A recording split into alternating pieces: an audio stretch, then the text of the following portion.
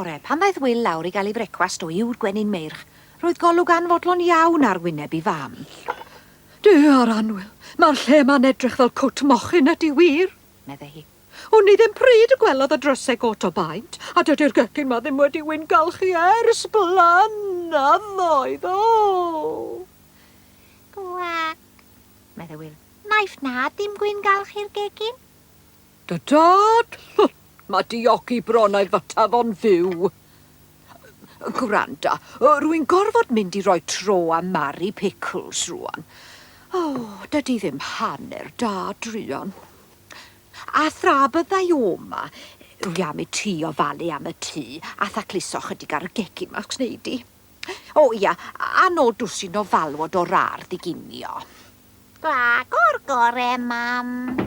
Wedi iddi fynd, fi Wil ddim yn hir yn gorffen, tacluso'r gegin, o blegi doedd I ddim hanner mor fler ag y buasach yn meddwl wrth glywed Martha'n cwyno.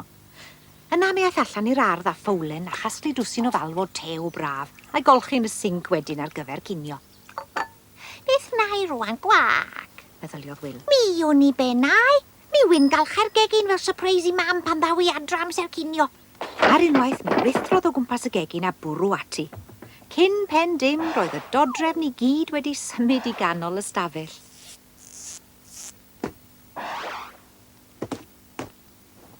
Aeth Wil I nôl y twb golchi mawr, a'i hanner lenwi a chalch a dŵr. Ac wedi iddo droi'r cymysgedd a llwy bren fawr, roedd Wil yn barod I ddechrau'r gwyngalchu. Mi gafodd hwyl ar y gwaith. Hedfanodd I fyny ac I lawr ac yn ôl ac ymlaen gan dal y brwsh yn ei big a stopio bob hyn a hyn I lychu'r brwsh yn y twba wrth gwrs.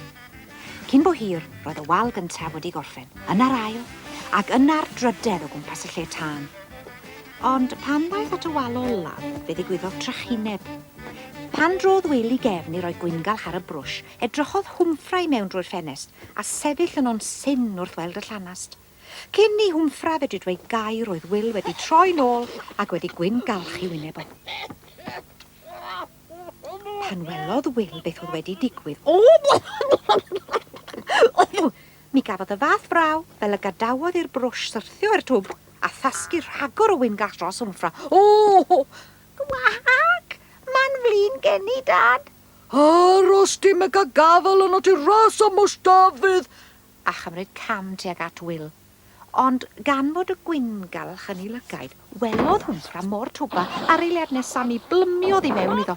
Y funud honno, fe dath Martha plu chwythig I mewn. Brynin y bratia! Dyn eiran y gegin! Ma'n ddiw! Diar! Nag I mam, Dad ydi o. Llefodd Wil yn y greuo.